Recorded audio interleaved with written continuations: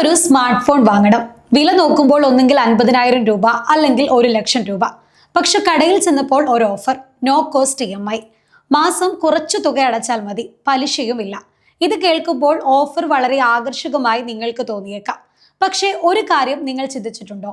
No cost EMI ശരിക്കും no cost ആണോ? സാധാരണക്കാർ നോ കോസ്റ്റ് EMI ഏറ്റവും കൂടുതൽ ഉപയോഗിക്കുന്നത് സ്മാർട്ട് ഫോണുകൾക്ക് വേണ്ടിയാണ്. എന്നാൽ മൊബൈൽ ഫോൺ വില കുറയ്ക്കാൻ വ്യാപാരികൾ ഈ സ്കീം അവസാനിപ്പിക്കാൻ ആവശ്യപ്പെടുന്നു എന്ന കാര്യം നിങ്ങൾക്കറിയാമോ? പുതിയൊരു ഗാഡ്ജറ്റ് നോ കോസ്റ്റ് EMI വാങ്ങും മുൻപ് ഏതൊരു മലയാളിയും അറിഞ്ഞിരിക്കേണ്ട കാര്യങ്ങളാണ് ഇനി പറയുന്നത്. കമ്പനികൾ മറച്ചുവെക്കുന്ന ചതിക്കുഴികൾ, പലിശയില്ലാത്ത വായ്പ എന്നത് ഒരു മിഥ്യ മാത്രമാണ്. റിസർവ് ബാങ്ക് നിയമപ്രകാരം ബാങ്കുകൾക്ക് 0% പലിശ നിരക്കിൽ വായ്പ നൽകാൻ കഴിയില്ല. ഇത്തരം സ്കീമുകൾക്കായി നിങ്ങൾ നൽകേണ്ട പലിശ തുകയ്ക്ക് തുല്യമായ ഡിസ്കൗണ്ട് ഫോണിന്റെ വിൽപ്പന വിലയിൽ കമ്പനികൾ തുടക്കത്തിൽ തന്നെ നൽകുന്നുണ്ട്. നിങ്ങൾ നോ കോസ്റ്റ് EMI വഴി നിങ്ങൾക്ക് ലഭിക്കേണ്ട ഡിസ്കൗണ്ട് തുകയാണ് ഇവിടെ വേണ്ടെന്ന് വെക്കുന്നത്. നിലവിൽ മൊബൈൽ കമ്പനികൾ ഈ സ്കീമിനെതിരെ ശബ്ദമുയർത്താനുള്ള കാരണവും ഇതുതന്നെയാണ്. പലിശ തുക ഡിസ്കൗണ്ടായി കുറച്ചു നൽകിയാലും ബാങ്ക് വായ്പയുടെ പലിശയ്ക്ക് ചുമത്തുന്ന 18% GST ഉപഭോക്താവ് തന്നെ അടയ്ക്കുകയും വേണം. ഇത് പലപ്പോഴും ബില്ലിൽ വ്യക്തമായി കാണിക്കാത്ത ഒരു അധിക ചിലവാണ്. കൂടാതെ നോ കോസ്റ്റ് എന്ന് പറയുമ്പോൾ പോലും തുടക്കത്തിൽ തന്നെ പ്രോസസ്സിംഗ് ഫീസ്, മറ്റ് ചാർജുകൾ എന്ന് പറഞ്ഞ് നിങ്ങളിൽ നിന്ന് നല്ലൊരു തുക അവർ ഈടാക്കുന്നുണ്ട്.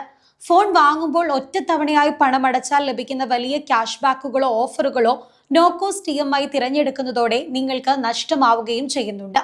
മാസം തോറും ചെറിയൊരു തുക മാത്രം അടച്ചാൽ മതിയെന്ന തോന്നലിലാകാം പലരെയും ഈ സ്കീമിലേക്ക് എത്തിക്കുന്നത്. ഇതും പറഞ്ഞ് പലരും ഇന്ന് സ്വന്തം സാമ്പത്തിക ശേഷിക്ക് താങ്ങാനാവാത്ത ഉയർന്ന വിലയുള്ള ഫോണുകൾ വാങ്ങുന്ന ട്രെൻഡുമുണ്ട്. ഇത് നിങ്ങളെ വലിയ പ്രശ്നങ്ങളിലേക്ക് തള്ളിവിടും. തവണ മുടങ്ങിയാൽ ഭീമമായ പിഴയാണ് നൽകേണ്ടി വരിക. ലേറ്റ് ഫീസും ഉയർന്ന പലിശയും ഒരിക്കലും ആരും നിങ്ങൾക്ക് പറഞ്ഞു തരില്ല. വായ്പ നേരത്തെ അടച്ചു തീർക്കാൻ ശ്രമിച്ചാലും അധിക നിരക്കുകൾ ഈടാക്കാറുണ്ട്. അതിനാൽ നിങ്ങൾ അറിയേണ്ട ചില കാര്യങ്ങൾ കൂടി പറയാം. EMI തിരഞ്ഞെടുക്കുന്നതിന് മുൻപ് പ്രോസസ്സിംഗ് ഫീസും പലിശയ്ക്കുള്ള GSTയും കൂട്ടിയുള്ള ആകെ തുകയും ഒന്നിച്ചു പണമടയ്ക്കുമ്പോൾ ലഭിക്കുന്ന ഡിസ്കൗണ്ടും തമ്മിൽ കൃത്യമായി താരതമ്യം ചെയ്യുക. ഓണം, വിഷു, ഓൺലൈൻ പ്ലാറ്റ്ഫോമുകളിലെ വലിയ സെയിലുകൾ എന്നിവയുടെ സമയത്ത് ഇൻസ്റ്റന്റ് ക്യാഷ് ബാക്ക് ഓഫറുകൾ നോ കോസ്റ്റ് EMIയേക്കാൾ ലാഭകരമായിരിക്കും. ക്രെഡിറ്റ് കാർഡ് വഴിയാണ് EMI എടുക്കുന്നത് എങ്കിൽ ഫോണിന്റെ മുഴുവൻ തുകയും നിങ്ങളുടെ കാർഡ് ലിമിറ്റിൽ നിന്ന് ബ്ലോക്ക് ചെയ്യപ്പെടാം. അടിയന്തര ഘട്ടങ്ങളിൽ മറ്റ് ആവശ്യങ്ങൾക്ക് ഈ ലിമിറ്റ് ഉപയോഗിക്കാൻ സാധിക്കാതെ വരും.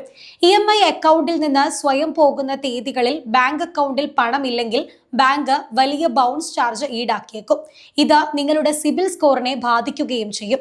സാമ്പത്തിക രംഗത്ത് തികച്ചും സൗജന്യമായ വായ്പകൾ ഒരിക്കലും ലഭ്യമല്ല എന്ന കാര്യം മനസ്സിലാക്കുക.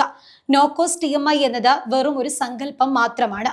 പ്രത്യേകിച്ച് ഓണം, വിഷു, വലിയ ഓൺലൈൻ സെയിൽ തുടങ്ങിയ സമയങ്ങളിൽ ഇൻസ്റ്റന്റ് ക്യാഷ് ബാക്ക് അല്ലെങ്കിൽ ഡയറക്റ്റ് ഡിസ്കൗണ്ട് ലഭിക്കുന്നുണ്ടോ എന്നും പരിശോധിക്കുക.